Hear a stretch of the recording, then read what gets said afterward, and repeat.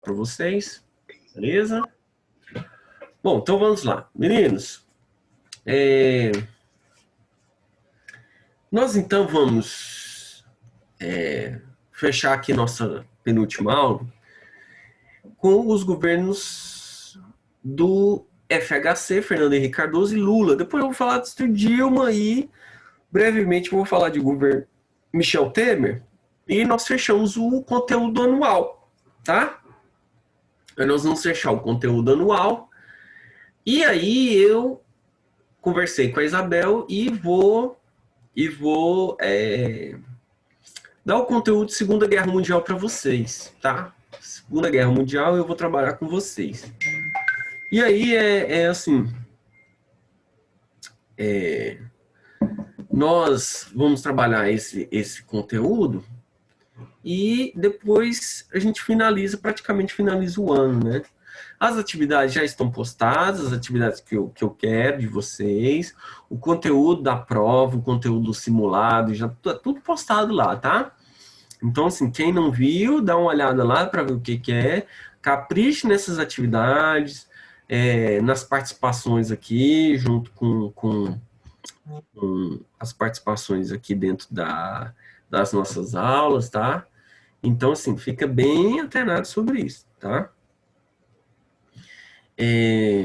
Então, vamos aqui.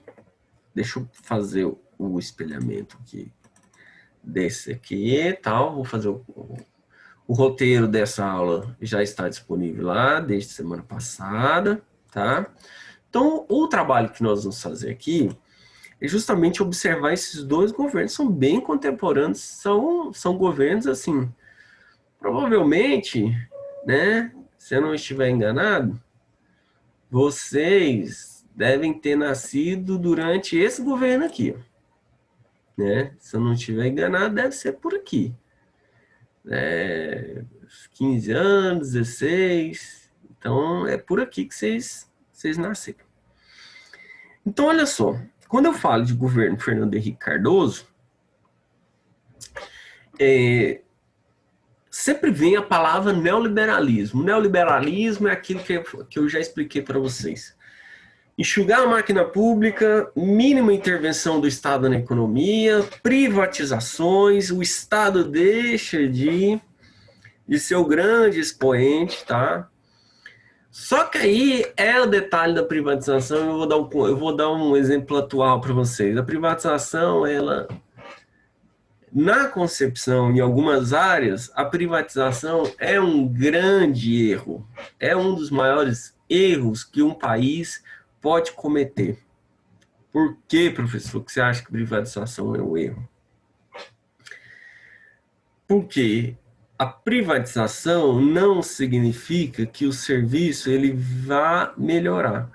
Não tem essa concepção. Privatização não significa que é uma modernização conforme os governos que gostam de privatizar falam. Tanto é que o Amapá está sem energia atualmente. Por quê? Por conta do estouro de 2 geradores, a companhia privada, a companhia energética, não conseguiu solucionar o problema. E quem é que foi lá solucionar o problema? A Eletrobras, que é uma companhia estatal. Então, esse serviço sempre... Olha só, o privado é muito bom para o dono da empresa. Quando tem uma ordem de serviço que é um grande problema, cai na mão do Estado. Cai na mão do Estado. Entendeu? Então, assim, esse é o grande detalhe. O Fernando Henrique Cardoso, ele é responsável pela intensidade de privatizações aqui. Não foi o primeiro. O primeiro a privatizar foi o Fernando Henrique Cardoso. Então, nós temos aqui. Durante ainda o governo do Itamar Franco, foi criado o famoso Plano Real. O Plano Real é a nova moeda, atual moeda nossa, tal. Foi criada em junho de 1994, e no momento da sua criação, R$1 equivalia a $1. Aliás, no dia da criação, R$1 estava equivalendo a 90 centavos de dólar. Só que esse câmbio seria flutuante. Isso eu já expliquei para vocês, né? A população aumenta seu poder aquisitivo. O plano real, ele vai conseguir conter a inflação, tá? E aí, nessa questão, por exemplo, tinha taxas de juros que o Brasil pagava aos credores, aqueles empréstimos que o Brasil pagava, e aí, para esse pagamento, havia o que? O aumento da taxa de impostos, tá? Isso reduziu o consumo, mas como não tinha inflação, então a população acabou assim, ganhando um poder de compra. Então, o grande termômetro de qualquer governo, grande termômetro de qualquer governo, seja ele municipal, estadual ou federal, é a estabilidade financeira. Por que você acha que o Trump ele perde as eleições, ele perde a tentativa de reeleição nos Estados Unidos? Porque a má condução diante da pandemia, aliado a uma crise de desemprego, vai levar a um descrédito do governo. São fatores básicos. E isso acontece com todos os governos. Se há estabilidade financeira, então há uma grande popularidade, tá? Bom, durante o governo do Fernando Henrique Cardoso, há um aumento de arrecadação de impostos, como, por exemplo, a criação da CPMF. CPMF. Professor, o que significa CPMF?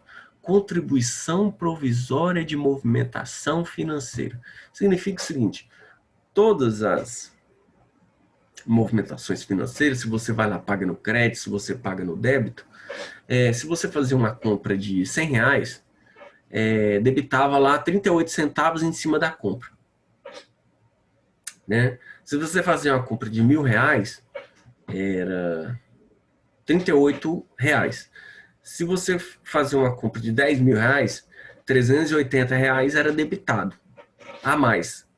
Então, assim, toda movimentação financeira pagava-se impostos tinha uma arrecadação de impostos em cima do pagamento, que foi mais um imposto que era um gargalo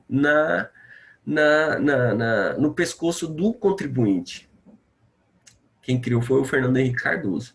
Esse imposto era direcionado para vestiário de desigualdade social e principalmente para ser investido na saúde. Esse imposto ele caiu durante o governo do Lula, tá? O Congresso acabou derrubando, foi uma derrota muito significativa durante o governo Lula, porque perde a arrecadação de impostos, né? Como ela é uma CPMF, contribuição provisória, então assim, ela teria data de validade. Então, ela não conseguiram renovar, o Congresso não renovou essa contribuição. Então, ele vai consolidar, o governo Fernando Henrique vai consolidar o neoliberalismo, né? Abertura ampla e restrita de produtos sem proteção, então isso aí é ruim para o mercado nacional. E ele vai acabar enxugando a máquina pública, né? Que é as medidas de privatização. Bom, como eu falei no início da aula, então a privatização, eu não vejo com bons olhos a privatização, e isso fica muito claro a partir do momento que você vê nossa atual questão com o setor energético. O nosso setor energético ele foi privatizado em 2017, sob o governo do Marconi Perillo.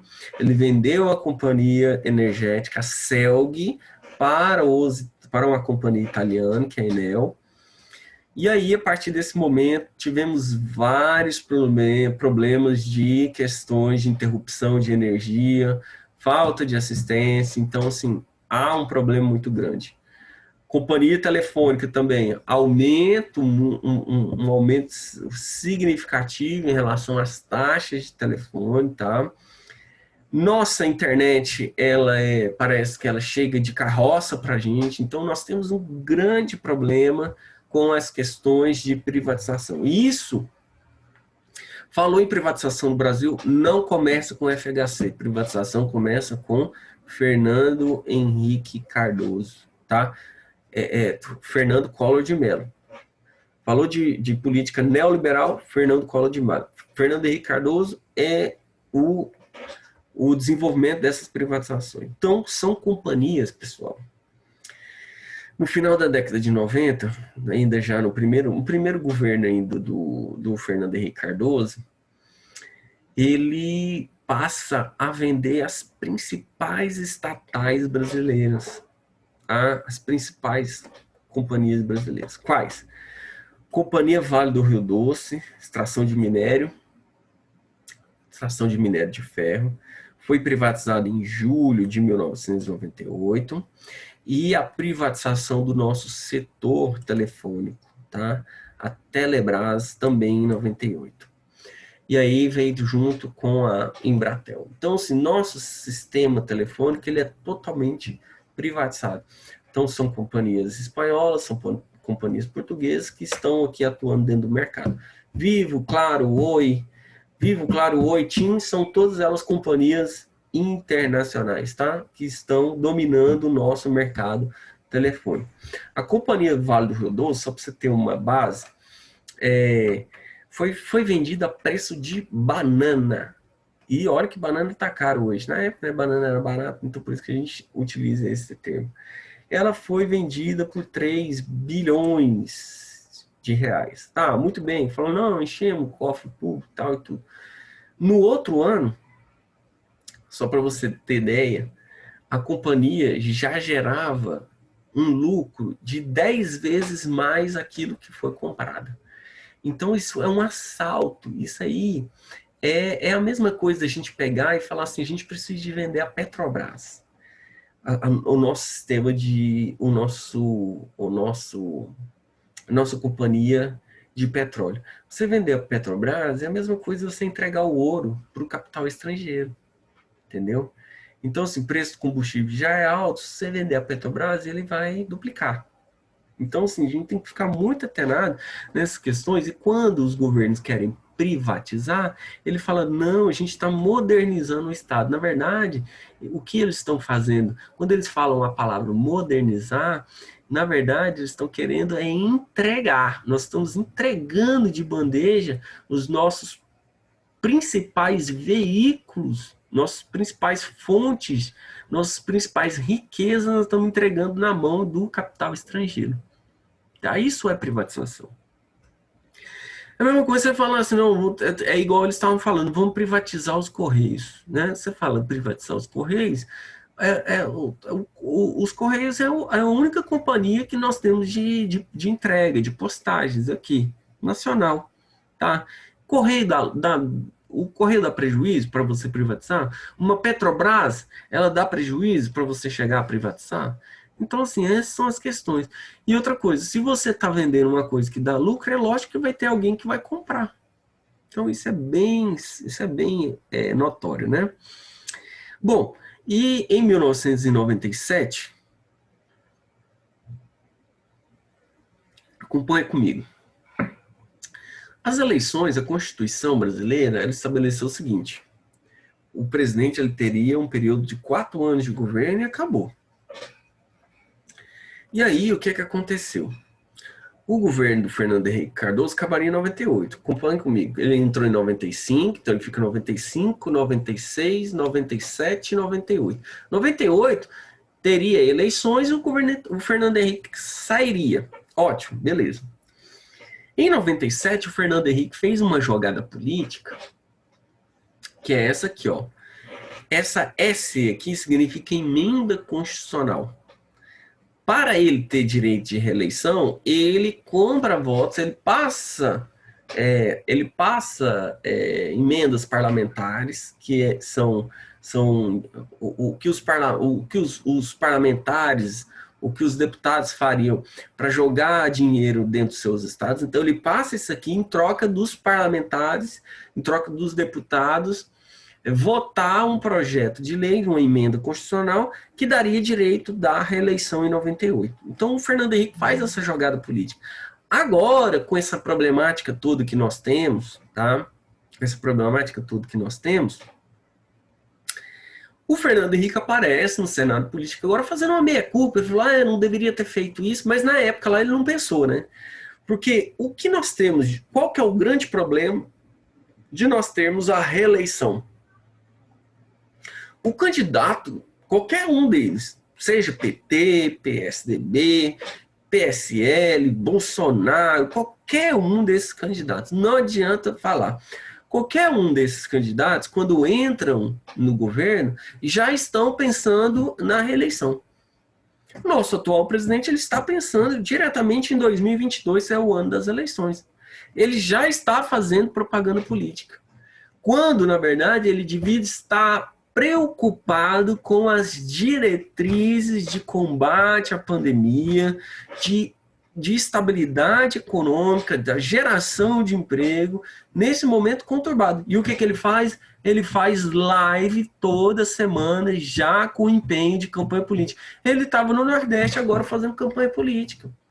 Então ele está preocupado em fazer o quê? Em restabelecer o seu mandato em 2022, em ganhar a reeleição em 22. Esse é o grande problema da reeleição que foi aprovada durante o governo do Fernando Henrique Cardoso, tá? Então, Fernando Henrique Cardoso, reeleição no Brasil só foi a partir aqui, ó, de 1998, que foi quando teve eleições aqui. Eu coloquei 95, 2002, porque o Fernando Henrique Cardoso ele acabou sendo reeleito. No primeiro mandato dele, o que a gente tem que destacar, além dessas questões que eu falei da privatização, ele teve algumas conquistas também, tá? Por exemplo, foi a aprovação da LDB, que é a Lei de Diretrizes e Bases da Educação, que foi pela primeira vez que pensou-se na educação a longo prazo, com um conjunto de leis, uma norma geral para todos os estados, que está a LDB, e a LDB ela está presente até hoje, tá? A LDB ela já teve várias reformulações, tá? Ela teve várias reformulações e ela está presente até hoje. Então, Fernando Henrique Cardoso foi responsável por isso aqui. Uma coisa que o Fernando Henrique Cardoso enfrentou foi os movimentos sociais, tá? Eu vou falar aqui sobre violência no campo, mas antes disso eu tenho que falar sobre os projetos sociais, tá? O programa de erradicação das desigualdades sociais. Teve um cara que trabalhou, que foi ele era conhecido como Betinho, ele participava de um programa contra a fome, então ele tentou combater isso aqui também, mas no ano de 96 teve um atrito muito forte entre o governo e o MST, que é o Movimento do Sem Terra. Esse MST, na região do Pará, teve um conflito onde teve uma chacina por parte dos policiais. Os integrantes do MST, num combate em cima dos policiais, foram para cima dos policiais e os policiais acabaram matando 19 integrantes, tá? Essa chacina ficou conhecida como a chacina do Eldorado dos Carajás, na região do Pará. Tá? Isso arranha muito o governo de Fernando Henrique Cardoso. Há uma tensão, por isso que eu coloquei aqui, ó, há uma tensão no campo, tá? E isso faz com que ocorra o Ministério do Desenvolvimento Agrário, tá? Então, assim, para desenvolver as questões do campo e tentar também estabelecer a reforma agrária, tá? O governo do Fernando Henrique Cardoso acaba em 98, ele tenta a reeleição, de acordo com o que a gente falou, e ele acaba ganhando a reeleição, né? Só que em 98 teve uma crise mundial que o Brasil passou, tem uma grande desvalorização da moeda, tá? Se você for pegar aquela época, o real aqui, ó, ele valia $1. Se você pegar hoje, $1, agora está em queda, né?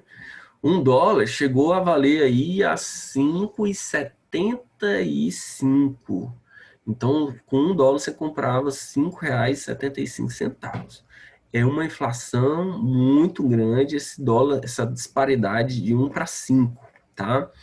Então, agora está em diminuição, o dólar ontem me parece que fechou a 5,35, uma diminuição muito grande, mas isso tudo é reflexo das eleições americanas, nas quais o Joe Biden acaba saindo vitorioso, e o moleque Trump, o molequinho Trump, o Trump parece um molequinho, ele parece aquele menino assim, falou assim, acabou o tempo. E ele cruza, ele, por exemplo, tá andando de carrinho lá, né? Aquele bate-bate, tá no parque de diversão. Falou, acabou o tempo. Ele cruza o braço e falou assim, não vou sair.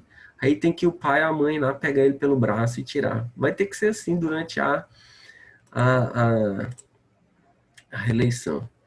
Não aceita perder, exatamente. Tem que saber aceitar a derrota, principalmente quando é, é, é uma derrota da qual os movimentos das minorias que ele tanto combate acabou levando o resultado oficial das eleições lá. Bom, então crise no plano real, desvalorização da moeda, tá? O neoliberalismo, o Fernando Henrique tenta estabelecer a política de privatizações.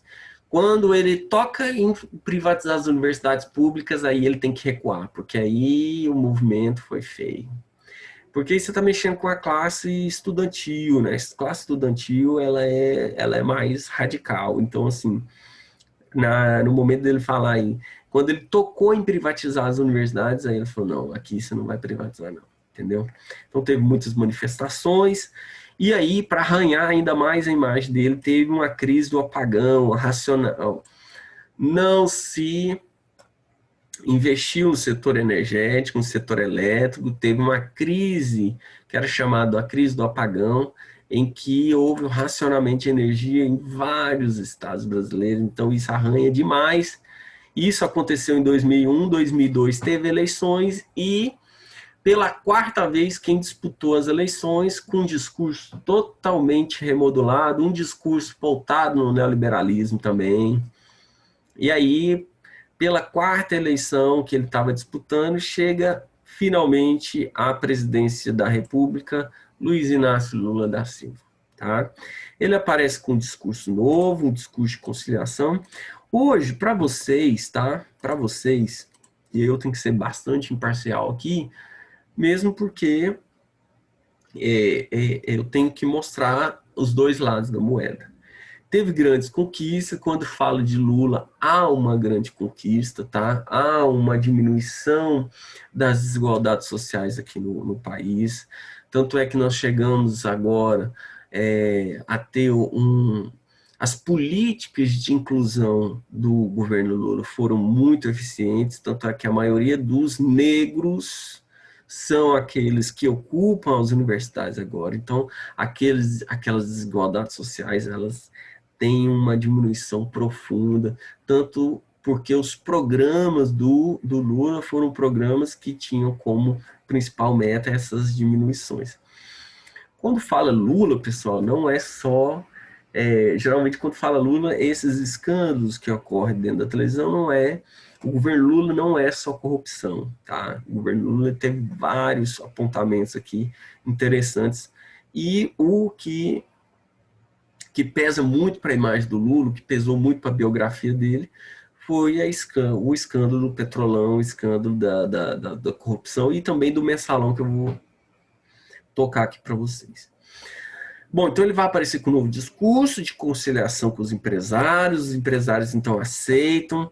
Qualquer presidente, ele só é aceito se esse conjunto de empresários que dominam o país, ele dá o aval, tá? Então ele tem um novo direcionamento. Então quando você fala assim, não vou pagar dívida mais não, nós vamos pegar todas as terras que estão improdutivas e passar para a mão do sem terra. Esses discursos, sim, geralmente não colam a população, então há um grande terrorismo por parte desses governos, né? Então tá aqui, o PT é o partido de esquerda, tá? Lembrando aqui, ele chega, o Partido dos Trabalhadores, pela primeira vez, ele chega até a presidência da República, um partido socialista, tá aqui, mas ele não é um partido comunista, tá? Ele é um partido de esquerda, ele tem ideias divergentes da direita, tá? Mas ele é um partido de centro, ele se modificou muito, ele é um partido de centro-esquerda, tá? Porque ele continua com as privatizações, né? Eu coloquei aqui para vocês, ó. É, ele vai continuar com as privatizações. Onde é que eu coloquei aqui? Deixa eu ver aqui. Deixa eu ver. Já já eu chego lá. Então, ele fala, a grande ideia dele é acabar com a pobreza, tá? A erradicação da pobreza, e aliado ao crescimento econômico. Então, ele vê tanto o social quanto a economia.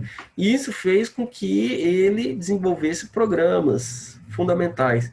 O programa Fome Zero, muito elogiado pela ONU, tá?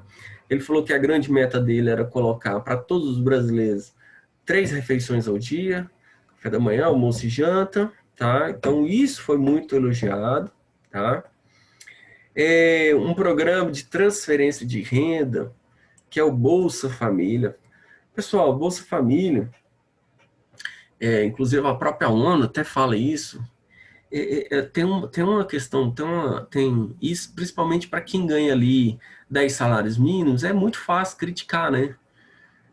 Porque você pega 10 salários mínimos hoje, ele dá em torno aí de 10.400 reais, 10.500 reais. Para quem ganha 10.500 reais, é muito fácil você criticar o Bolsa Família quando fala assim, Bolsa Família para dar dinheiro para vagabundo. Aí o pobre não vai querer trabalhar.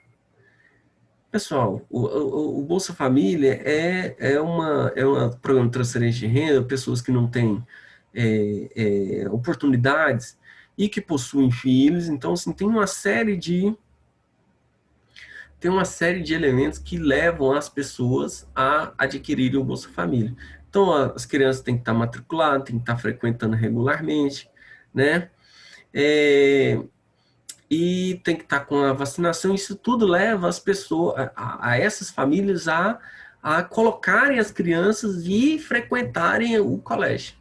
Então, é uma coisa puxando a outra. Então, esse programa, esses R$ 250 que é transferido para essas famílias, isso aumenta, isso para quem passa necessidade, isso aí é um ponto muito positivo, porque ela tem a chance de ir lá no mercado fazer a comprinha dela, entendeu? Mesmo que seja pouco, mas ela conta com aquele auxílio ali. E isso dentro de um estado que nós temos 14, quase 14 milhões de desempregados.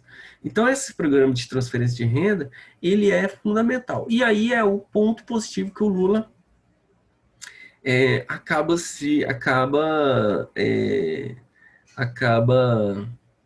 se dando muito bem, né? Então, tocar nessa classe, porque a maioria da nossa população é uma população que está ali no nível de pobreza ou extrema pobreza, né? Então, assim, isso é um fator muito positivo que dá a grande popularidade do Lula, inclusive até hoje, tá? Então, assim, o Lula, ele tem duas partes, ou ele é amado ou ele é odiado, tá?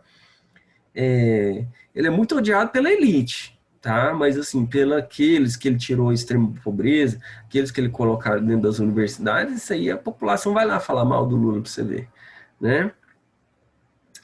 Então, ele também vai lá com tipo política econômica, né? Aumenta a taxa de juros, isso dá uma impossibilidade das pessoas crescerem, tá?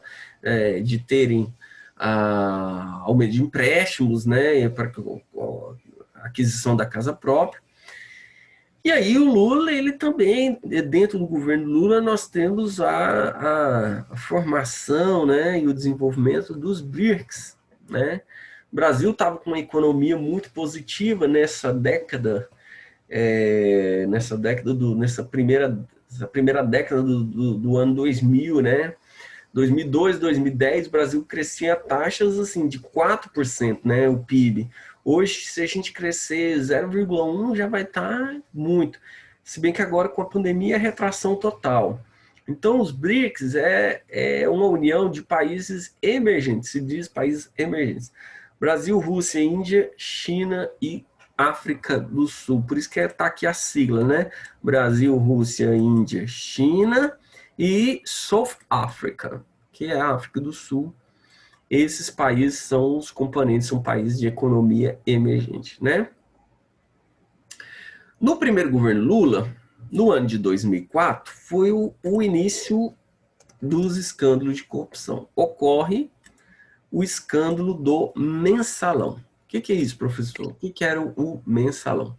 O mensalão foi uma condução em que o ministro da Casa, um dos ministros do Lula, operava um esquema com os deputados. Para passar os projetos que o governo desejava, os deputados recebiam uma mesada mensal. Por isso que era chamado de mensalão. Cerca de 30 mil reais cada deputado para aprovar os projetos do governo. Isso é totalmente ilícito, tá? Então, esse escândalo do mensalão, ele derrubou integrantes muito fortes do governo, como o José Dirceu e o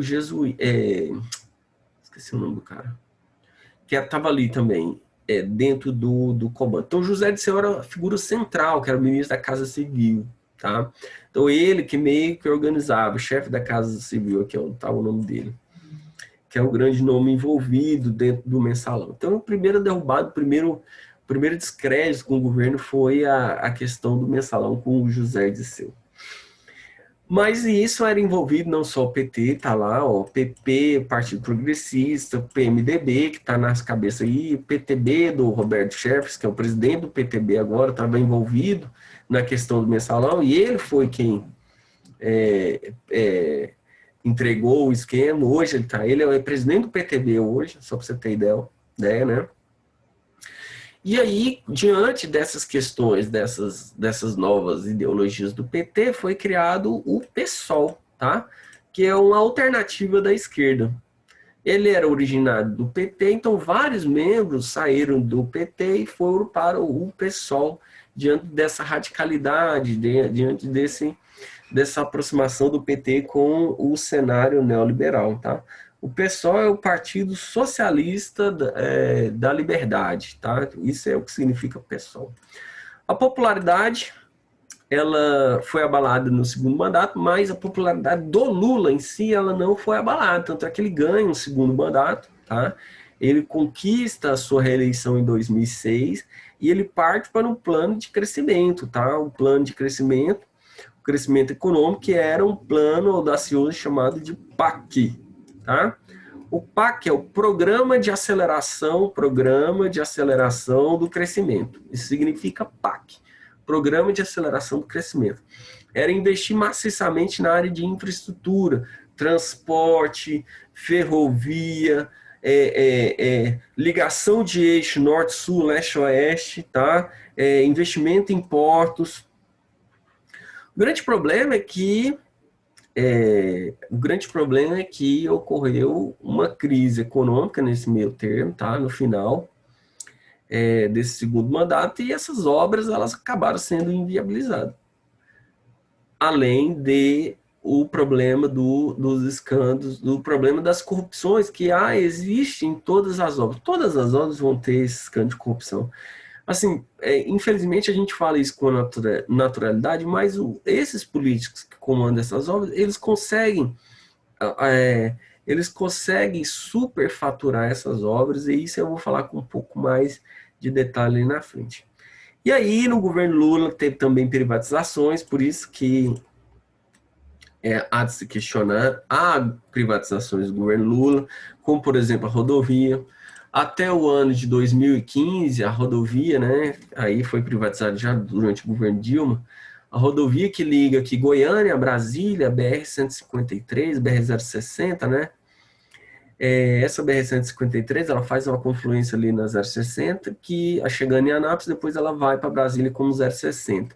A BR-153, ela foi, esse trecho de Tumbiara até Brasília, ele foi privatizado, então se você sair de Tumbiara e ir para Brasília, você vai passar por 4 pedágios, tá? Então isso também ocorreu a privatização, isso veio assim, o projeto meio do governo Lula, mas também teve lá os programas ProUni, que é o programa de inserção dentro da universidade, o governo paga para a universidade pública o curso, né, e o aluno tem que mostrar o resultado. Então, em 2006 teve o projeto pré-sal, que é a exploração do petróleo a 7 mil metros abaixo do nível do mar. Então, assim, é um programa genuinamente brasileiro que veio desenvolver dentro da Petrobras. O programa Reúne, tá, que atingiu todas as universidades, que era a implantação do crescimento das universidades federais. Isso aqui foi um sucesso durante durante o governo Lula. Tanto é que a Universidade Federal, ela tinha ali sempre cerca de 3 mil vagas, e hoje ela tem em torno de 20 mil vagas. Então, a Universidade Federal, ela foi muito beneficiada durante esse governo Reúne aqui, porque outros cursos aumentaram e a infraestrutura ela acabou sendo desenvolvida. Outro programa muito significativo foi a ampliação e o desenvolvimento dos institutos federais, que é o instituto que leva o ensino técnico com o ensino médio, tá? Então, os alunos já saem com a especialização ao final do seu ensino médio. Os institutos federais foi um grande desenvolvimento na área profissional, técnico profissional. E aqui em 2010 o SISU, que é o Enem, passou a ser o grande projeto, tá? E passa a ter o SISU como a porta de entrada para as universidades, tá? Em 2008 teve uma crise, tá? Mas o Brasil não sentiu tanto.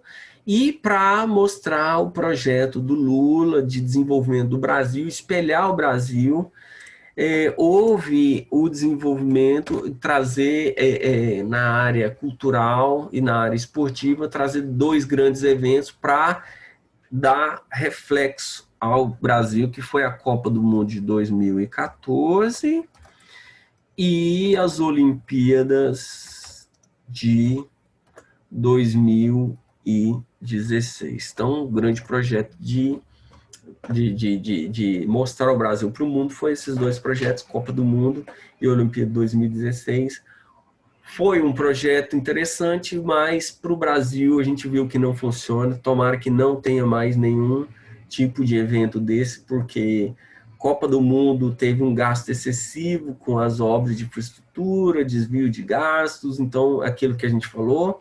E as Olimpíadas também no Rio de Janeiro, apesar de ter sido um sucesso público, tanto na Copa quanto nas Olimpíadas, foi um tremendo desgaste. Esse VLT que Goiânia está construindo ainda era para ser entregue na Copa, durante as Olimpíadas de 2016. Era um projeto das Olimpíadas. A Goiânia entrou dentro dessa onda. E até hoje não foi concluído o VLT aqui. Tá? Bom, em 2010, então, ocorre o último ano do governo Lula e ele acaba conseguindo fazer a sua sucessão com a sua ministra da Casa Civil, e que foi ministra do Trabalho, ministra da Minas e Energia, que foi a Dilma Rousseff. Aí eu vou falar de Dilma Rousseff e Temer na próxima aula.